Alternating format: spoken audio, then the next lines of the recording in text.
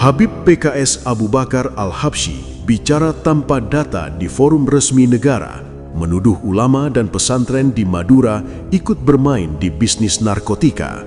Dewan Kehormatan DPR pun mingkem selibu bahasa. Contoh Madura, saya tuh kaget Pak. Ulama udah mulai ikut terlibat juga dengan narkotika. Coba cek benar enggak? Pesantren-pesantren ikut juga Pak.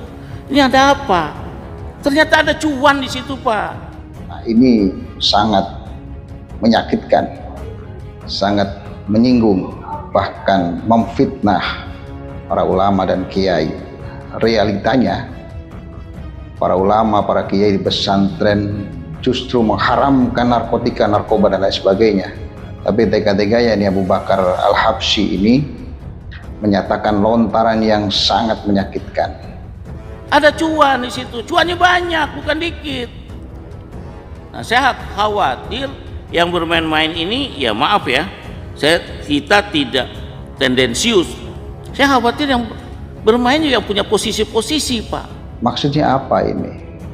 Sedemikian teganya ini melontarkan kata-kata yang seperti itu. Dan ini adalah fitnah yang sangat biadab terhadap para ulama dan kiai, khususnya yang berada di Madura.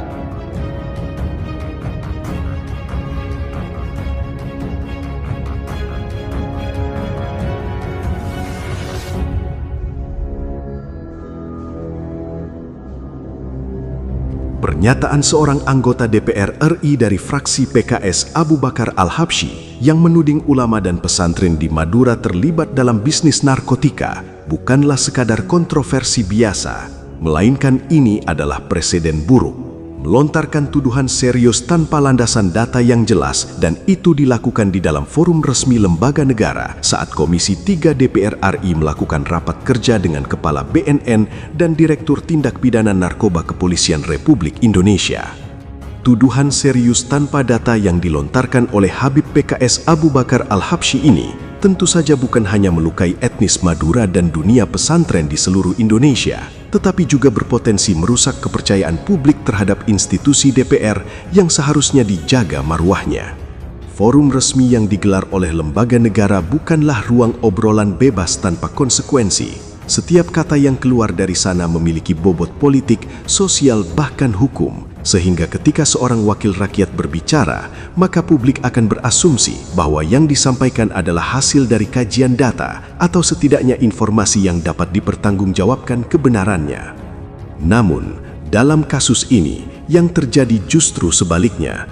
Tuduhan serius dilontarkan tanpa bukti dan itu dipaparkan secara terbuka di dalam forum resmi lembaga negara, yang mana ini sangat berbahaya karena bisa membentuk opini publik, menciptakan stigma kolektif terhadap etnis Madura, ulama dan dunia pesantren sebagai korbannya.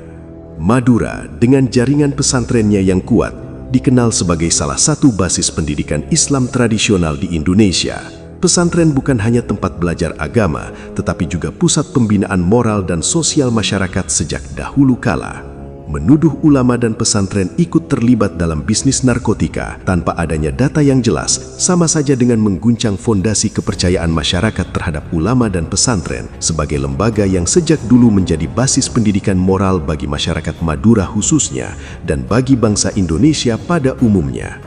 Dampaknya bisa panjang. Rusaknya reputasi pesantren sebagai pusat pendidikan moral hingga potensi konflik sosial jika masyarakat Madura tidak terima pesantren dan ulama mereka difitnah terlibat dalam bisnis haram peredaran narkotika. Yang lebih mengherankan adalah sikap Dewan Kehormatan DPR yang seolah mingkem seribu bahasa ketika salah satu anggotanya melontarkan tuduhan serius tanpa data dan itu dilakukan di dalam forum resmi mereka. Dalam situasi seperti ini, seharusnya ada respon cepat dan tegas dari Dewan Kehormatan DPR, karena Dewan Kehormatan DPR dibentuk bukan sekadar pelengkap administratif belaka, melainkan dibentuk sebagai penjaga standar moral dan mengontrol segala perilaku dari anggotanya. Ketika tuduhan serius tanpa dasar dilontarkan oleh salah seorang anggota DPR di forum resmi mereka dan tidak direspon secara serius oleh Dewan Kehormatan DPR, maka publik berhak bertanya, apa kerja dari anggota Dewan Kehormatan DPR jika hal semacam ini dibiarkan begitu saja dan cukup selesai dengan permintaan maaf dari pelaku yang sebelumnya melontarkan tuduhan keji tanpa merasa berdosa. Saya memohon maaf atas kata-kata saya yang mungkin sangat menyakitkan para ulama kita di Madura maupun para murid-murid pesantren. Apakah selesai dengan permintaan maaf tersebut? Saya kira tidak, dan itu pun dibuktikan oleh pernyataan lanjutan dari tokoh-tokoh Madura. Tidak semudah itu meminta maaf setelah memberikan tuduhan yang dianggap sangat sadis, sangat melecehkan tokoh-tokoh ulama di Madura. Saya secara pribadi dari hati yang dalam merasa bersalah atas kata-kata saya dalam pertemuan dengan pimpinan BNN dan Direktur Mabes Narkoba. Tapi apakah kalau setiap ada kesalahan kemudian selesai dengan maaf? Sebagai seorang muslim kita saling memaafkan. Tapi public figure gitu loh. Public figure anggota dewan pula Republik Indonesia.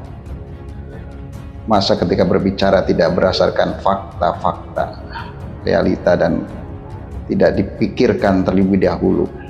Kalau ada anggota DPR RI ngomong asal bacot tanpa data, itu namanya anggota DPR pekok menurut saya.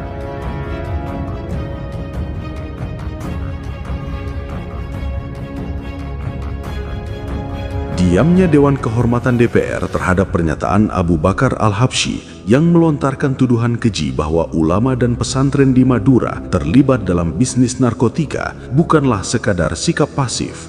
Ia menjelma menjadi pertanyaan besar tentang arah etika dan integritas lembaga yang seharusnya menjadi penjaga kehormatan parlemen itu sendiri atas sikap para anggotanya. Dalam ruang demokrasi, perbedaan pendapat adalah hal yang wajar. Kritik, bahkan yang tajam sekalipun, adalah bagian dari dinamika politik yang sehat. Namun, tuduhan tanpa dasar yang menyasar terhadap kelompok sosial dan keagamaan secara luas bukanlah kritik, melainkan bentuk stigma yang berbahaya. Ketika tuduhan itu diucapkan dalam forum resmi negara, bobotnya menjadi berlipat ganda.